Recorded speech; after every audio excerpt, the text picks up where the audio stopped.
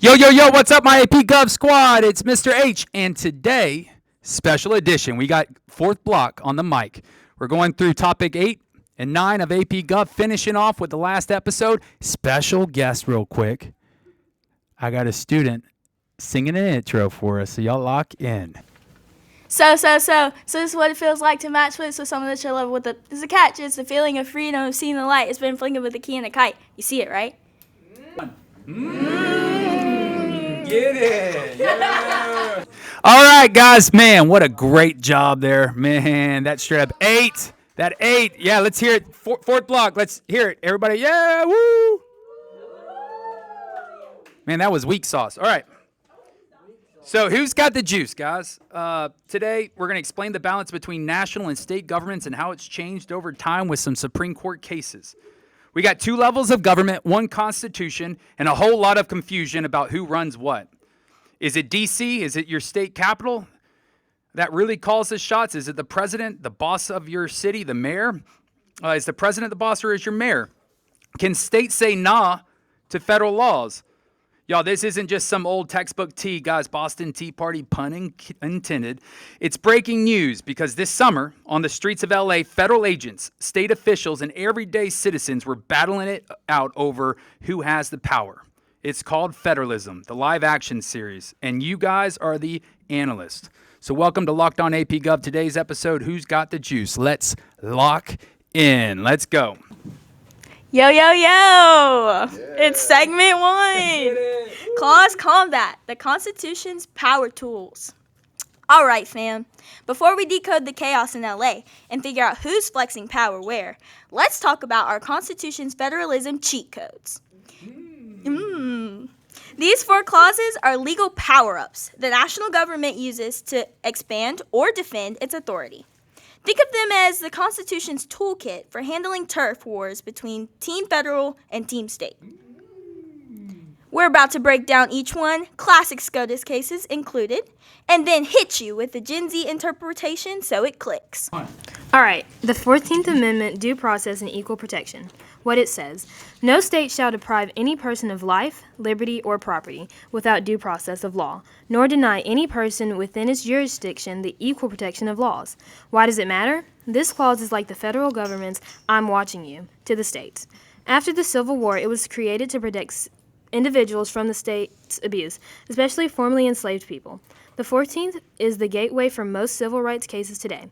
It is how the Bill of Rights gradually, over time, gets applied to the states, a process called selective incorporation. All right, Mr. Helms here. Mr. H. All right, selective incorporation, guys. This is when there's an issue that the courts have to decide, and eventually all states must follow it after the court makes a decision.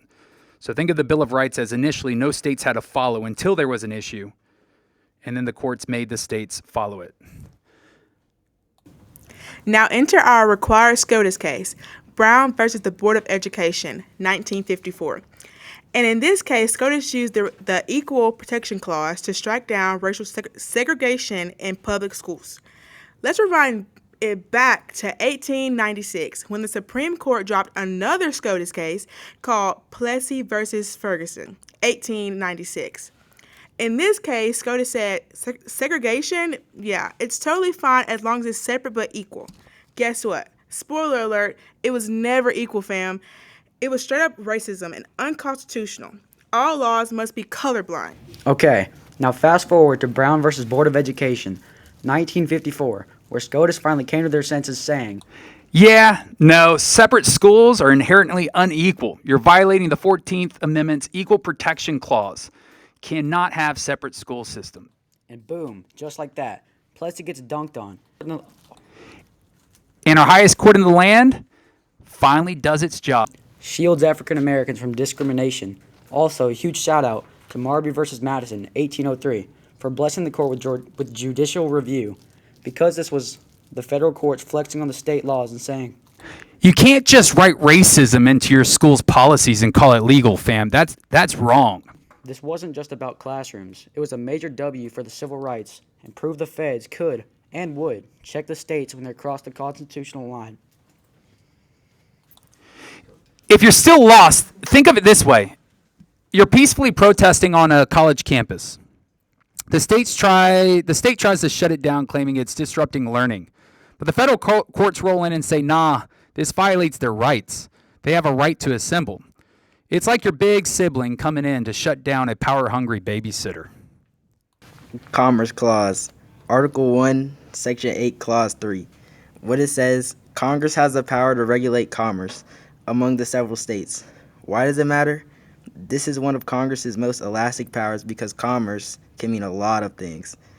Back in the 1930s to the 1970s, SCOTUS let Congress use this to regulate nearly anything, from labor laws to environmental rules. Why? Because almost everything affects the economy, somehow. Enter required case, U.S. versus Lopez, 1995. Okay, fam, before we get into this case, let's set the record straight. U.S. versus Lopez is often misunderstood as a guns rights case. Yeah, no. This one's really about federalism and Congress getting slapped with a stay-in-your-lane warning by SCOTUS. Here's what went down. Congress passed the Gun-Free School Zones Act and tried to justify it with using the Commerce Clause. Their logic? Guns near schools affect learning, which affects future workers, which affects the economy. SCOTUS was like, okay, Congress, calm down, that's a stretch. You're trying to regulate everything under commerce. Guns at high school ain't interstate trade. This is a state issue, not your turf. This was the first time in over 60 years that SCOTUS told Congress, you're doing too much. Chill. That's devolution, fam. A huge win for the 10th Amendment and states' rights. So if you're still lost, think of it this way. Your mom bans Oreos in the house because your late-night snacking impacts the family grocery budget and long-term nutrition. What? Your dad walks in like, relax, that's not macroeconomics, it's just cookies. Same energy, Congress overreaching. SCOTUS shutting it down. Yes, Oreos. Necessary and proper clause, aka the elastic clause. What it says, Congress can make all laws which are necessary and proper for carrying out its listed, aka enumerated powers. Why does it matter? This clause is like Congress's version of having the aux cord. You've got your playlist, the enumerated powers, but this lets you hook up the speaker, the laws needed to actually carry them out. It doesn't matter. Oh, wait. Congress gets to invent powers out of thin air. It means if they're already allowed to do something like coin money, raise armies, or collect taxes, they also get the tools needed to actually do the job well. All right, fam. Think of it like Congress can tax people so they can create the IRS, the tax system. Congress can regulate the military so they can build the Pentagon and run all the operations out of that building. Congress can handle currency so they can establish a national bank. Entered required case, McCulloch versus Maryland, 1819. Here's the drama. Congress created the first national bank. But Maryland was like, oh, you want to operate in our state? Bet we're taxing that. And Congress is like, excuse me? You ain't no alpha. So SCOTUS steps in and drops the mic, saying, creating the bank isn't explicitly listed in the Constitution, but it's necessary and proper for managing the economy. Oh, in Maryland, you can't tax federal institutions. Sit down, little bro. This case massively expanded federal power and basically told the states, when we're doing something constitutional, y'all can't interfere. All right, it also dropped two big precedents. These are super important. Got to remember these for the AP exam. Congress can do more than it's actually listed able to do. This is known as the elastic clause, necessary and proper clause. Think of a rubber band stretching and giving Congress power in areas not specifically stated. And number two, the federal government is greater than the state governments when acting within its constitutional powers. That is the supremacy clause, the top alpha. Alright, if you're still lost, think of it this way. Your teacher assigns a group project and says, just submit a Google Doc. You show up with a full-on Canvas slideshow, video edit, color-coded data charts, and voiceovers. Teacher, this wasn't required. You, nope, but it was still necessary and proper to slay. That's Congress in McCulloch v. Maryland, 1803. The Constitution doesn't say Congress can make bank, but to run the economy and collect taxes, that bank, it's totally necessary and proper for them to do. The Supremacy Clause, Article 6, Clause 2. What it says, the Constitution and federal laws shall be the supreme law of the land. Why does it matter? The Supremacy Clause makes sure the federal government isn't just the suggestion box of democracy. It's the main authority when it's acting constitutionally. Without it, every state could do its own thing and national unity would go out the window. Imagine 50 states, 50 rules, and zero consistency on stuff like immigration, voting, or even civil rights.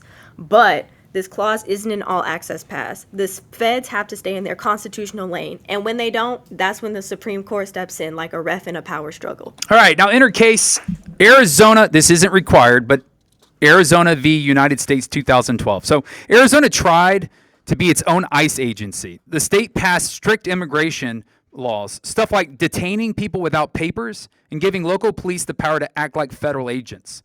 The federal government said, nah, immigration is our job, not yours. Arizona was basically freelancing in federal territory. SCOTUS reviewed it, struck it down, or struck down most of the law, saying you're overstepping. Immigration is clearly a federal matter. You don't get to override national policy with your own playbook. Only one part of the law survived, and even that was on thin ice. This case made it crystal clear that states can't challenge federal supremacy when the feds are within their constitutional rights. If you're still lost, think of it this way. You're in a student club called Youth Legislature, which we meet Thursday at 3:45 in Mr. H's classroom, so be there, be square. Shameless plug. Watch it on YouTube, TikTok, Instagram, Locked in Gov. The president bans photos during meetings, but then the principal emails all students. Phones are allowed for project-based learning. The youth-led club president doubles down. No phones. My rule supreme. The admin walks in like, that's cute, but I make the rules here. And boom! Commerce Clause moment. The club, the state, can make rules unless those rules violate school-wide policy, federal law. When they clash, the admin wins because higher authority has more say. Remember, the Supremacy Clause is what keeps the United States from being 50 mini countries. It gives the Constitution legal weight over the state's actions, but also depends on checks and balances to keep the Fed from going full dick tater mode.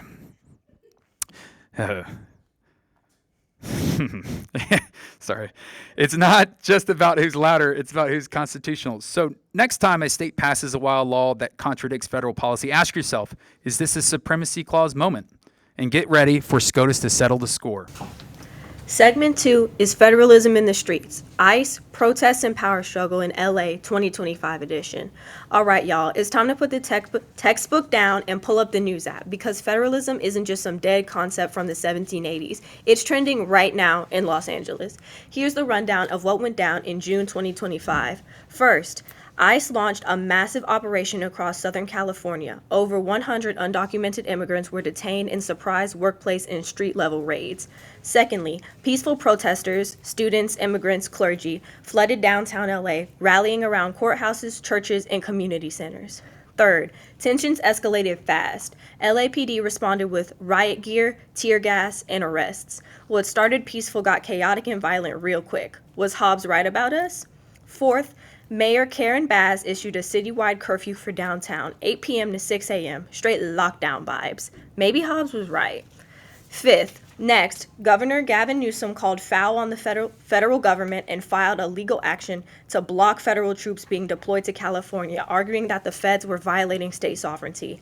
Finally, Trump entered the chat. He deployed 4,000 National Guard troops and 700 U.S. Marines to enforce immigration operations, hinting at evoking the Insurrection Act, which allows presidents to use military during civil unrest situations. Think of it as another Shays Rebellion moment. Okay, what's really happening here? This isn't just political beef. This is a full-blown federalism case study in real time. Let's decode it using constitutional clauses and AP concepts. Supremacy Clause. Can the federal government override state and local decisions? If Trump's actions fall within constitutional federal powers, then yes, federal law is supreme. But if he's acting outside his lane, like abusing the Insurrection Act, Newsom may have a case. Commerce Clause. ICE justifies its actions by saying immigration enforcement affects national labor markets and interstate commerce. But can detaining people at a church rally be considered commerce? That's a stretch. And you know SCOTUS might not be feeling it. See U.S. versus Lopez. Necessary and proper clause. Is sending the troops necessary and proper for carrying out immigration enforcement? This clause could give the feds some wiggle room. But that depends on how necessary it actually is. Peaceful protests aren't exactly a national emergency. State sovereignty. Can Newsom tell Trump, not in my state? States can enforce their own public safety and emergency procedures, but if the federal government claims national interest, they often win the tug of war unless SCOTUS steps in. Okay, now imagine this. You're in your student council meeting, you're planning Spirit Week. Suddenly, the principal storms in, grabs the mic, and says, actually, I'm canceling your plan. This is my school now. Oh, and she brings, notice, I even proper pronouns. She brings in the entire school board and security team to shut it down. Even if the principal means well, you'd be like, yo, is this even allowed? That's what LA feels like right now. Local leaders feeling overruled, citizens feeling unheard, and the Constitution is caught in the middle. Federalism means power is shared so people can influence government at different levels. Local, protesters take to the streets using their First Amendment right to assemble. State, Governor Newsom pushed back with legal challenges and public statements on TV. Federal, Congress debates policy, courts weigh in, and the president flexes his power. But here's the thing, shared power and shared can sometimes equal shared mess. When the federal, state, and state governments both think they're in charge, like with immigration enforcement or civil unrest, you get what's happening in LA right now. This is concurrent power, shared power. It's chaotic. Law enforcement, shared. Emergency response, shared. Public safety, shared. And that sharing equals huge confusion and conflict and constitutional drama. Okay, fam, that's a wrap for Unit 1, Foundations of American Democracy. Next time on Locked on AP Gov, we jump into Unit 2, the branch of the government, Congress argues, the president flexes, SCOTUS judges, and you'll be there for the beef. Until next time, my beautiful peeps, stay bold, stay curious, stay locked on AP Gov. Mr. H out. Peace.